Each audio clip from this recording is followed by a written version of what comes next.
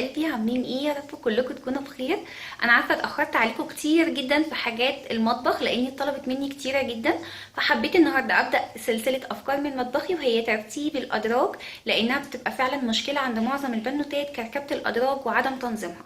فانا كل المتواجد عندي 3 ادراج فقط. يا ترى منظماهم ازاي وحاطه فيهم ايه؟ لو حابه تعرفي وحابه تشوفيهم استني معايا لاخر الفيديو عشان تشوفي انا عامله فيهم ايه. وانتظروني في افكار كتيره جدا عاملاها في مطبخي، حاجات عاملاها بقالها كتيره جدا وناويه اغيرها قريب. لكن حبيت قبل ما اغير الحاجات دي ان انتوا تشوفوها قبل وتشوفوها في الفيديوهات الجديده بعد. فيلا بينا نبتدي وما نضيعش الوقت. دلوقتي نبتدي مع بعض بأول جزء، وهو الدولاب اللي جنب الحائط. هو عبارة عن ضرفة من فوق وكمان 3 أدراج. تمام، اهم احنا هنشوف ال3 أدراج دول ودولاب تاني من الأسفل. زي ما انتم شايفين حاطه ليبلز بغض النظر عن الاطفال عاملينه بالشكل ده. معلش بعتذر عن المنظر، انا لسه طبعا ما غيرتش فيهم، ده الكلام ده من قبل العيد تقريبا، لاني وقت ما رجليا اتكسرت ما عملتش اي حاجه. فهنشوف مع بعض ال3 أدراج يا ترى عاملين فيهم ايه. حبايب قلبي، ده اول درج معانا. تمام، بالشكل ده. الدرج ده انا بستخدم فيه العبوات اللي هي البلاستيكيه زي ما انتم شايفين، بتاعه الطعام. بتحطي فيها طبعا كل حاجه وبتبقى جميله جدا، وكمان بتستخدميها بشكل اجمل. زي ما انتم شايفين حاطه كل حاجه. الدرج ده انا بستخدمه للحاجات اللي انا عايزاها معظم الوقت، لكن الحاجات اللي مش ببقى محتاجاها حطاها في دولاب تاني. يعني مثلا زي النسكويك، التانك، الحاجات بقى اللي هي المشروبات الاخرى. كمان دي بتيجي في علب كرتون، بدل ما تحطي العلب الكراتين مع بعض، لا انا عاملاها كده مفضياه هنا. فده النظام اللي انا بعمله. وهنا برضو النسكافيه او الحاجات. وهنا في علبه صغنونه، طبعا هي في منها احجام زي ما انتم شايفين. حاطه الشاي. دي بقى علبه اللبن اللي انا قلت لكم قبل كده حضروها علشان نعملها ديكوباج. فدي يعني شكلها قديم شويه، ما لحقتش اكمل الغطا بتاعها، كان وقتها الغلاء بتاعي خلص يعني. حاطه فيها زي ما انتم شايفين مستغلياها، وحاطه فيها اللي هو اليانسون الطبيعي او السايب، يعني في زي ده الفتله. تمام، وحاطه كركديه، بس برضو حاطه ليبلز وبتاعه البن صغيره. تمام، فده اول درج. يا رب تكون الفكره جميله جدا على فكره ان انت تعمليها، ان انت تستخدمي منظمات. البيبي بتاعي رمى الحاجات في الحوض، سامعين؟ بتبقى جميله جدا ان انت تستخدميها. تمام، بتبقى حلوه قوي، مش حاده، وكمان شفافه، وما بتتعبنيش ابدا ابدا في التنظيف. فيلا بينا نشوف تاني درج يا ترى. تاني درج يا حبايبي زي ما انتم شايفين هو الدرج طويل شويه. تمام، ده مش فارق، ده لون موف وده مسمار. انا حبيت بس اسيبه فاضي عشان في فكره هوريها لكم. انا اولا عاملاه زي ده بالظبط اللي انتوا شفتوه تحت هنا كده. حاطه له ستيكرز اللي انا حطاها ورا البوتاجاز. تمام، وسهله جدا في التنظيف على فكره. اول فكره عشان تنظمي الدرج بقى اللي بيبقى فيه كركبه كتيره قوي، اللي هو بتاع المعالق، بتجيبي منظم زي ده كده. ده هتلاقيه، هي دي صفايه، بس بتستخدميها في حاجات كتيره جدا. ممكن تستخدميها للميك اب، تستخدميها لادوات اولادك على المكتب، يعني ليها اكتر من كذا حاجه. انا الصراحه حطاها عندي على الحوض وبقالها فتره، يعني حتى منظرها يعني اللون بتاعها عامل شويه بهتان. فبصوا في الدرج عملت ايه، يعني واخده المساحه بتاعه الدرج من هنا وسايبه الجزء ده كله فاضي، فتقدري تحطي الشوك، السكاكين، المعالق الصغيره. تمام، فدي فكره حلوه جدا تنفذيها، او ممكن تحطيها بالشكل ده. طبعا انت بتجيبي اصغر حجم، يعني هي منها احجام، مش لازم اجيب حاجه كبيره قوي عن الدرج بتاعي. فاظن الحجم ده هيناسب كل جميع الادراج.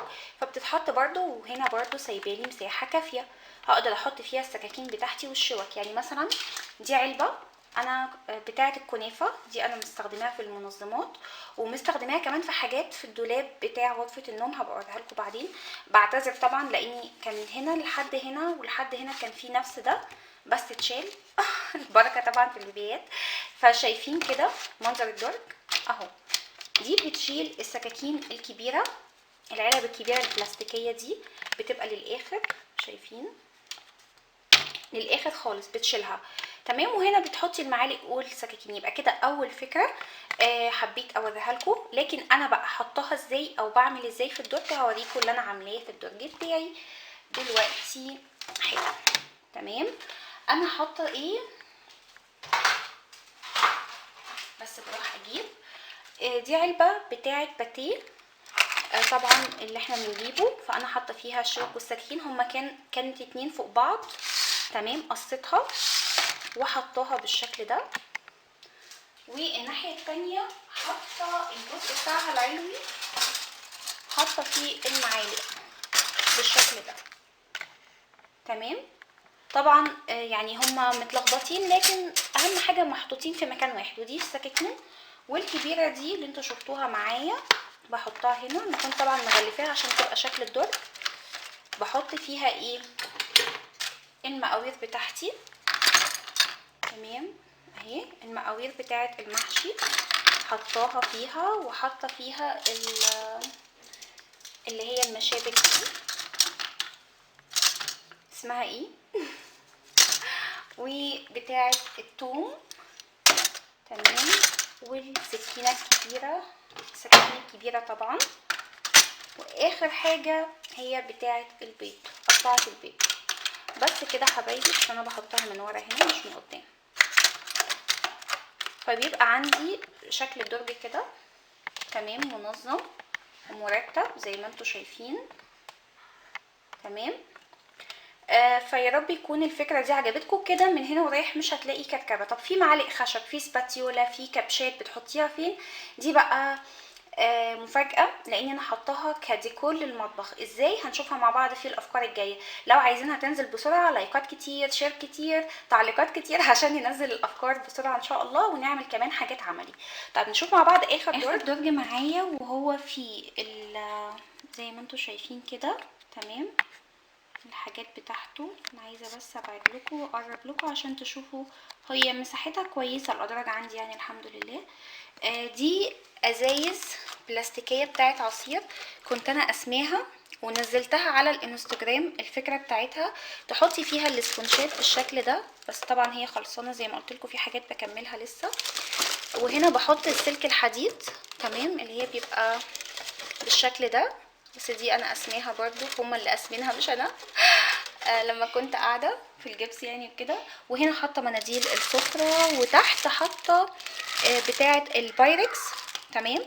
انا هنا بعمل حاجه بقى، انا عندي واحده بايركس تاني بره معلقاها برضو بره في المطبخ، هبقى اوريها لكم. فدي مش بستخدمها دلوقتي، بستخدم الجديده. فانا متعوده في الدرج ده الحاجات اللي انا مش بستخدمها بحطها من تحت، والحاجات اللي بستخدمها بحطها من فوق. زي المناديل، مشابك جبتها جديده، الجلافزات بتاعه التنظيف، وبرده اللي انا بلبسها للاكل بحطها برده هنا العلبه بتاعتها. ودي اكياس اكل.